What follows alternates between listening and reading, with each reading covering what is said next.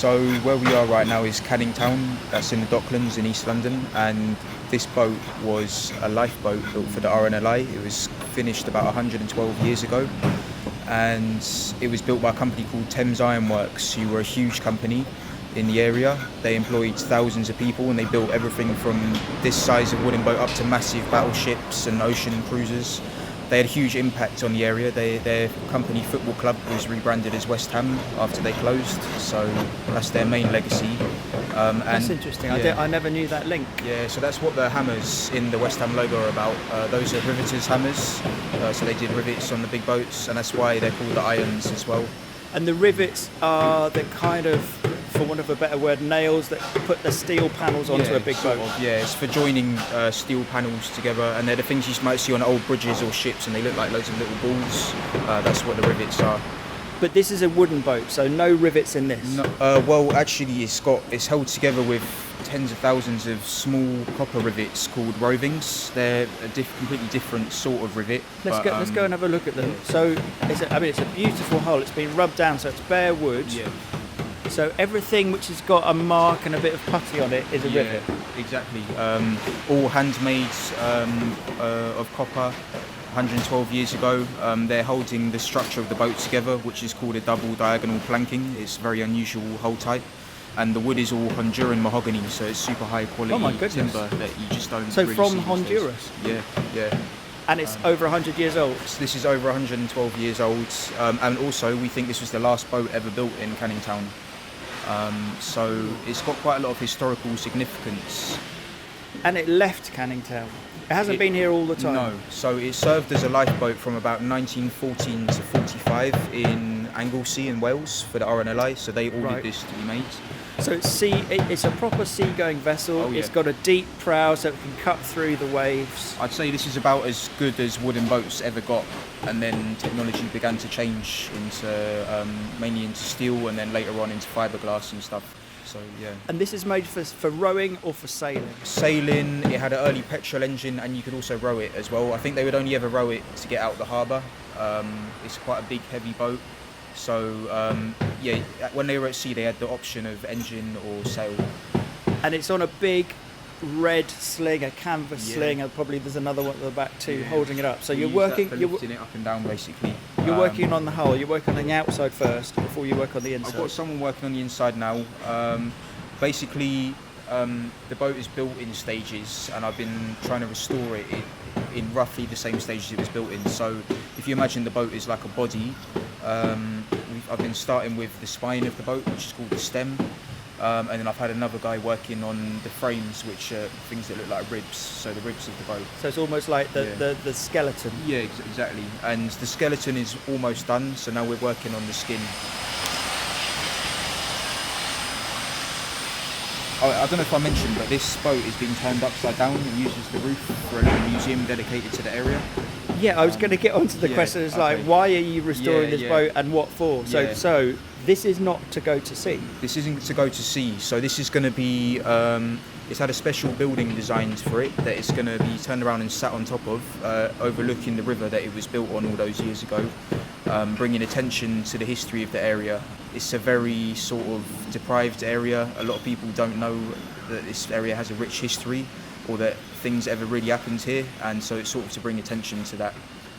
And we're in a place called Cody Dock. Yeah, that's it.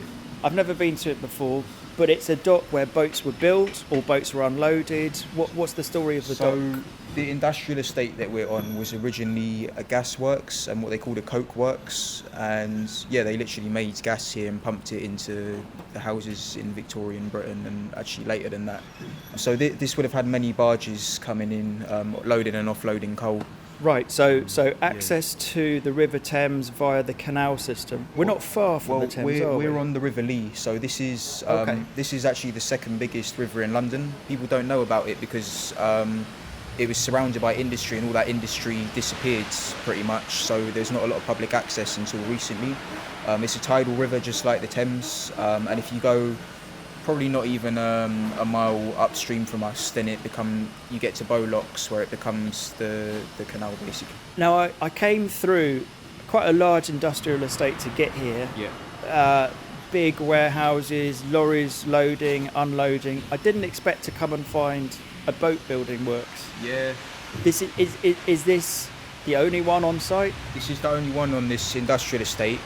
A couple of years from now, we're going to be building a proper boatyard that will be a dry dock. So we're going to be digging a big ditch at the end of the dock here. The dock will be reopened by the river, and at high tides, boats will be able to float into the dry dock. At low tides, the water will flow out, but the boat will still be there. We'll put down a gate, and the boat will be trapped in there, and it will be in the workshop to work on, and that will be quite almost industrial scale thing, serving mainly hopefully the canal boats along the canals. Yeah, and the canal boats in London are now increasing in number because they're generally seen as a cheap way to live in London, well, because they're cheaper than a 10,000 flat. people living on boats in London now, and the numbers 10,000? Yeah, well over 10,000, and the numbers going up. Now that people have started using the waterways again, the infrastructure to serve those boats, maintain them, survey them, etc., that all disappeared. So there's a gap in the market that we're looking to fill there, to serve all of these people living on boats who are quite often having to leave London and pay extortionate prices to use boatyards, for example. Because all boats have to be, you have to look underneath them, look at the weed, check there's no cracks, because they're all metal hulled. Yeah, steel boats should come out of the water every 5 years really and be surveyed. Now you say we, who is we? So at the minute I'm working for a charity called Gasworks Dock Partnership. It runs this land. They've got a 999-year lease on this land. So they're a community project that they're restoring the dock, but also getting people engaged with their local ecology and history and that sort of thing. There's a lot of school trips down here. I walked past at least 2 groups of volunteers. Yeah, so there's a lot of... How does that fit in? There's a lot of volunteering that happens here. So they provide opportunities, and then maybe companies who want their workers to do that, they'll get them involved. But we also get a lot of local volunteers and that sort of thing. What's the name of this boat? This is the Frederick Kitchen.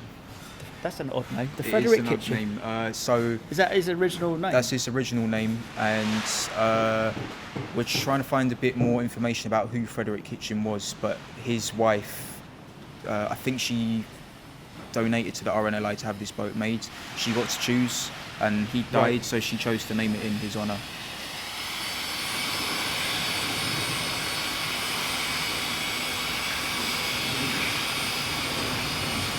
Standing with a piece of history like this, so many stories. Yeah. It's a lifeboat that's over 100 years old. So many, it's put to sea dozens of times. Yeah. It's probably saved dozens, if not hundreds of people. Yeah. It's seen huge storms. It's seen tragedy. What an amazing thing to work on. Yeah.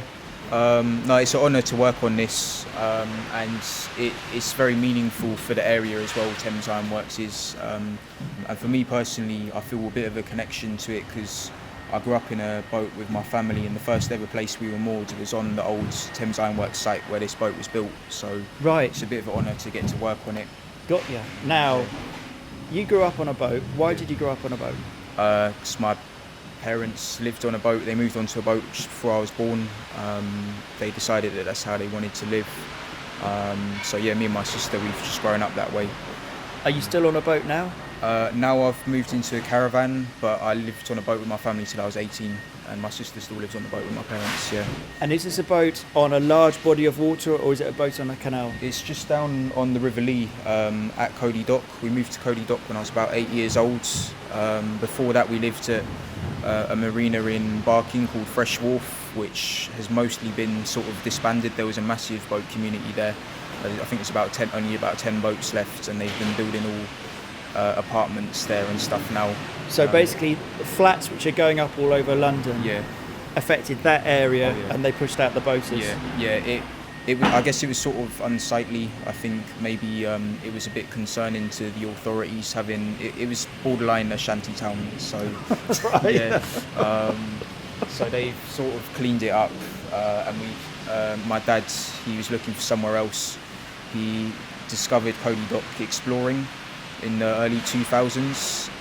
It was derelict and being used illegally by a building firm that was squatting it, and they were dumping their construction waste here. He went through a long a long process for years and years, trying to find out who owns the land. People who owned it didn't know they owned it, and just trying to see if he could set up this project here. And he basically set up a charity, and it was given to the charity.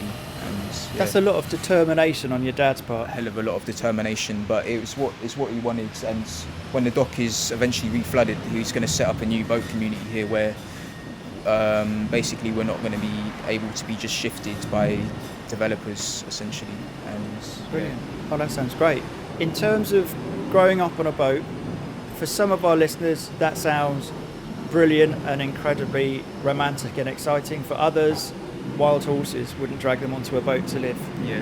What's your experience of living on a boat? Well, it's all I knew when I was a kid, and I really liked it.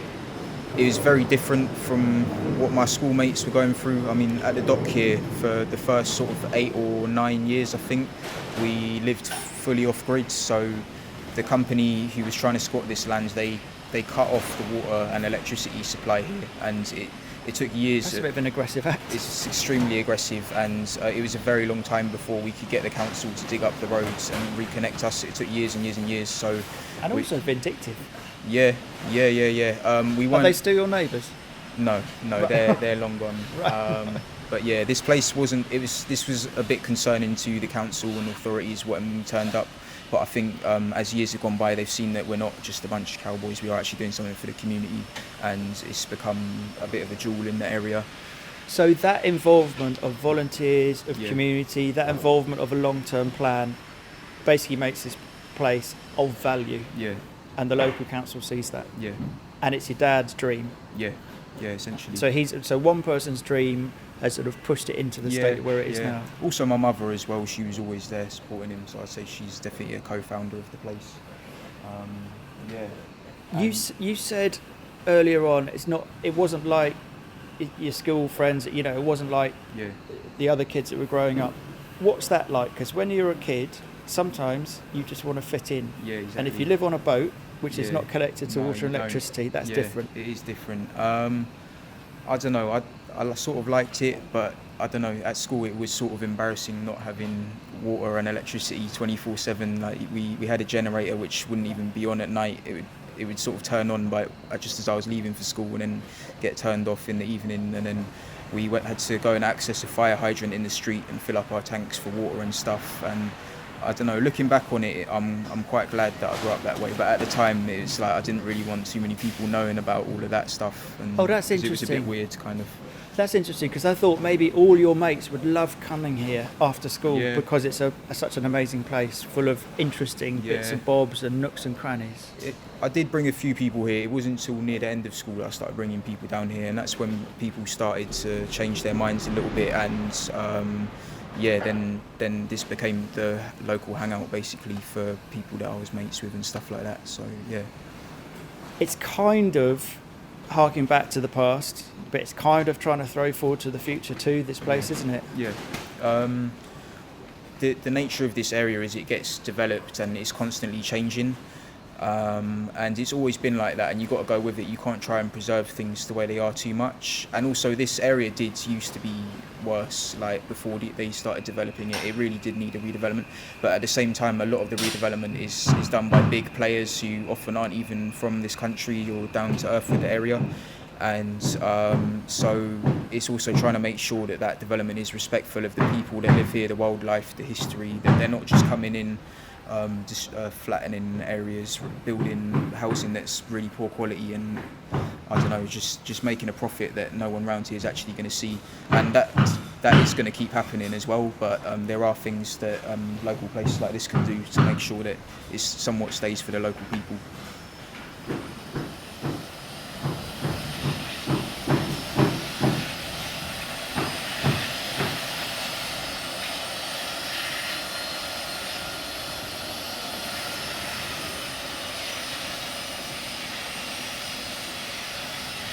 Right, so we're walking out of the boatyard now.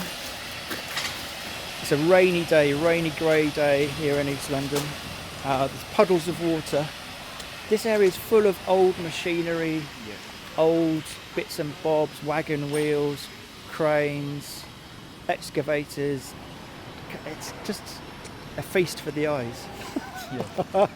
But it's on every side is a large warehouse, Yeah. a large commercial warehouse with like dozens of trucks. It's kind of an anomaly in the area, isn't it? It is, yeah. Well, next door to us, that's the scrap metal yards. That, I guess, has a similar appearance. But around us on this industrial estate, it's mostly distribution centres. So for like Amazon or parcel companies like DPD, and it's where all the parcels come and then they get distributed into vans to be delivered to people's houses and stuff like that. Now, what's this sound we can hear behind us? There's some old, is it railway girders being sanded down? Tell me what's going on here. Volunteers, they're sanding down those old, they look like railway sleepers, yeah. And they're going to be used somehow in one of the gardens that's being built down by the river. I'm not personally involved in this though, so I'm not entirely sure. But this is all part of the same project, it's all under which the same has many charity, different elements to it. Yeah. And then in front of us there's lots of stacked up machinery and old bits and bobs and what looks like an old footbridge stranded by the dock. If we just go to the dock itself, it's kind of like 50 yards across, 100 yards across, 50 yards across and about 200 yards long. How would you describe it? I think in metres, so I know that it's about 32 metres wide and about 110 metres long at the minute. Back in the past, it used to be almost double the length at about 200 metres, but they demolished the original industrial estate and used it to fill in about half the dock, and then they built the new industrial estate on top. Right, so it used to be much bigger. It used to be much, yeah. But now it has got water in it, Yeah. and it's got wildlife at one end. I'm assuming that these reed beds are a purposeful thing to try and cleanse the water, or kind of establish a habitat? They established themselves. Their seeds must have just come in. The river can still get in here to an extent, but it never truly fills up. But they seeded themselves. You can hear somebody's nesting down there. Yeah, That's rather rather lovely. reed warbler. It's definitely warbling. When you look at the skyline, there's cranes everywhere because there's hundreds of flats going up in this area. Yeah. On lots of different pieces of land. It's a continuous process. Why bother trying to hold the space here? Why not just move out somewhere easier, like a dock on a river outside of London or somewhere like that, where you wouldn't be bothered by what's encroaching around you? Well, I think for me anyway, this is home, is East London. I've always grown up in the Docklands. For my parents who really began this project, I think they sort of wanted to make a difference. They wanted to live in London. They wanted to establish this community that they're dreaming of. And I don't know, I can't really speak for them too much. It'd be better to ask them. But for me personally, I wouldn't want to leave this area having not made a difference, because I do love it and it's where I'm from.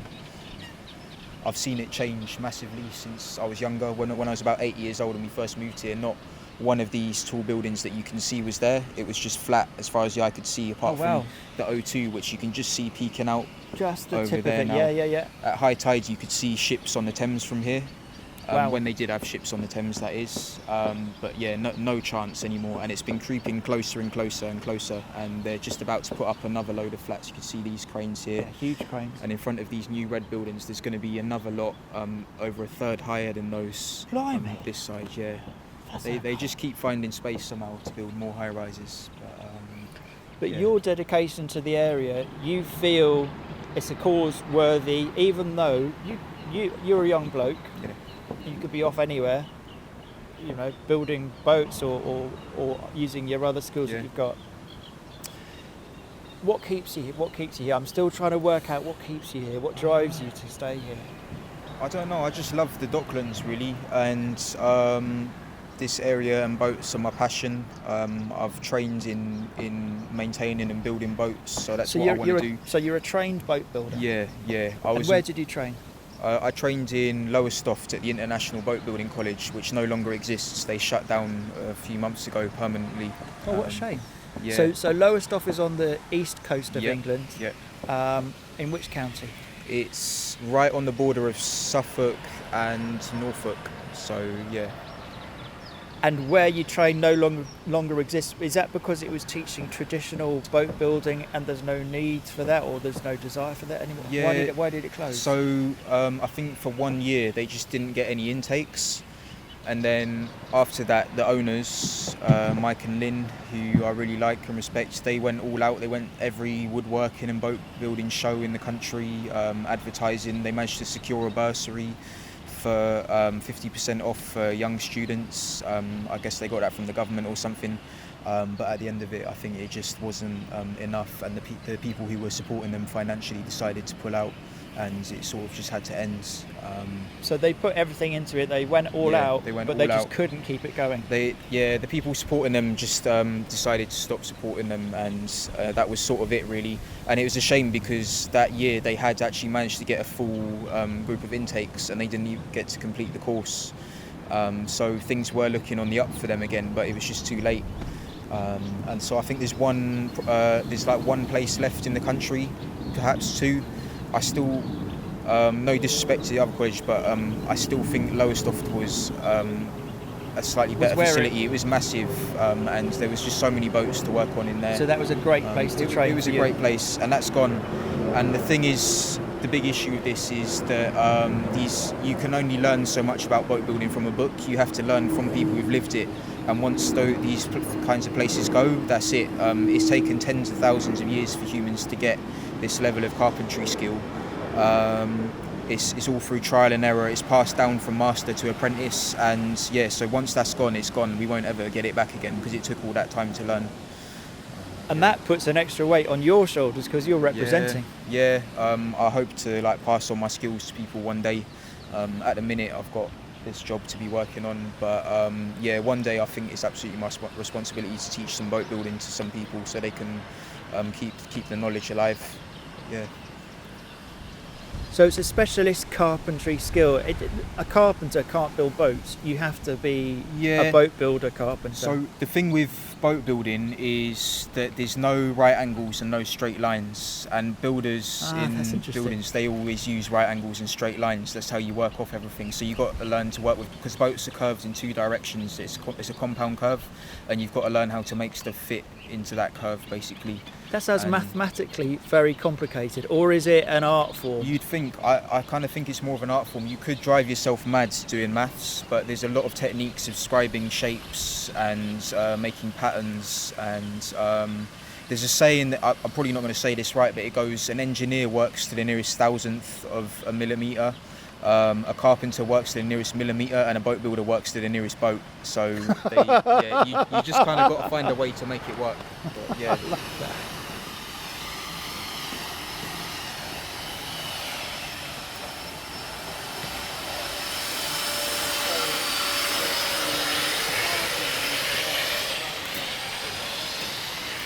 Anthony in there might be a good one to talk to. He's here on his half-term break, and he normally teaches kids carpentry at the Building Crafts College in Stratford.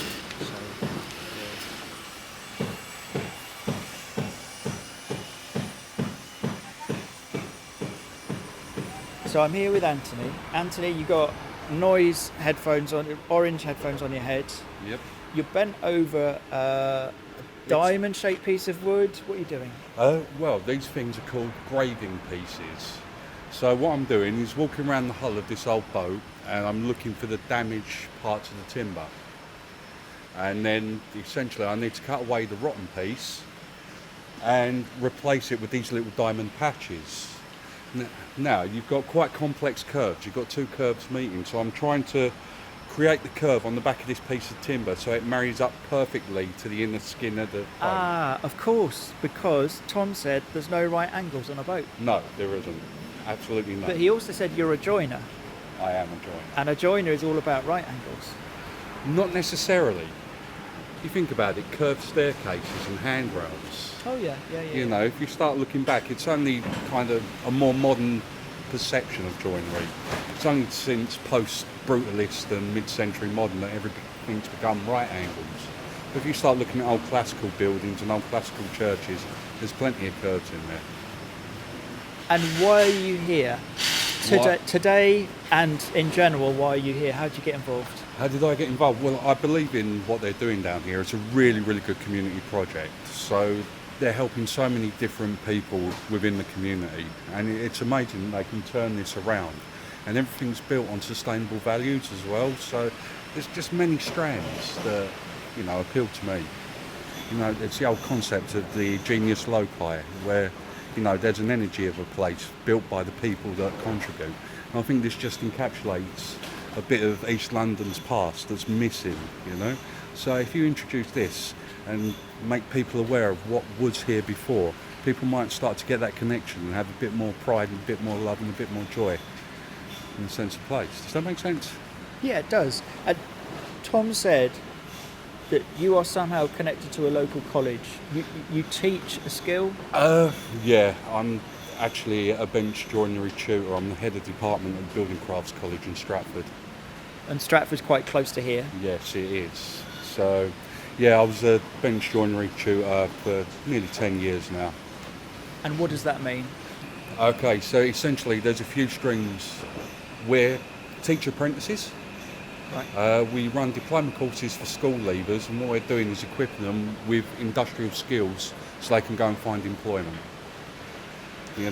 But that's it, and that's in the everyday. That's not building very old RNLI boats. No, this is normal architectural carpentry and joinery. So we teach people how to build roofs all the way down to staircases to cabinets. And that's a skill that's never going to go short. Everyone's always going to need buildings. Definitely, 100%. And in terms of the teaching, what does the teaching give you as a craftsman? What does it mean to pass on what you're doing? Because you could just work as a sole trader. Yeah, but I'm basically equipping people, giving them passports for a better life, especially the lads and lasses from poorer backgrounds. I'm giving them a passport to achieve something, something to break their circumstances. That's where the real buzz is for me.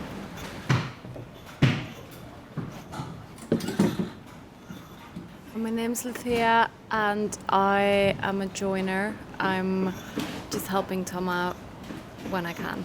Yeah. And can you describe what you're doing on this piece of boat here?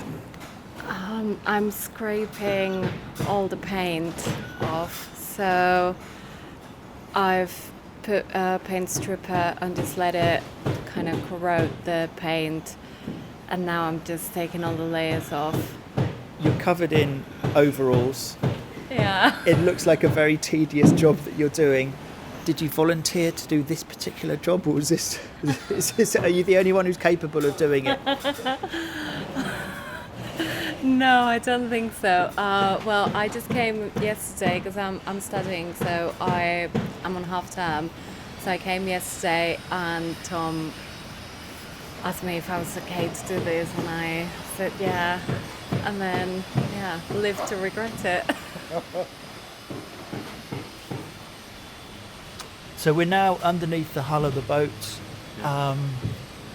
Tom, you're here with a mask on. You've got a little implement in your hand. It's got a sharp thing. What are you doing? I'm literally just scraping away loose material. So something that this finding you here under the hull shows is that your job's not always pleasant, as it were. You got to do do the mucky stuff. You got to do the dusty stuff. You got to get your hands dirty. I spent months cleaning out this boat. So, like I said, it's 112 years old. But this is a skill. This is a trade, a craft for a patient person. You can't be impatient. You can't get jobs like this done quickly. You can't rush it, and if you rush it, you'll be found out. We want this to. When I'm done with this, I'd like to think that with proper maintenance, this could last another 112 years. And if I rushed certain things, it just wouldn't. It would start coming apart within years. So everything's got to have time taken. It's quality over quantity, and it sort of is what it is. The amount of time it's going to take, but we're trying to get it done as quickly as possible at the same time. Is this your life at this stage? Yeah. This boat is everything? Yeah, this is everything. I'm working on this full time, quite often doing 11 to even 16-hour days. I try and usually do a 9-hour day, but it just requires you to spend long amounts of time. So I've given up some hobbies that I do in my spare time, but no, I love it and it's worth it. And I'm learning so much as I go. and it will be an advert for the quality of the work that we'll be able to do in the dry dock one day as well. So yeah, it's well worth it, I think. Yeah, a good way to spend my time.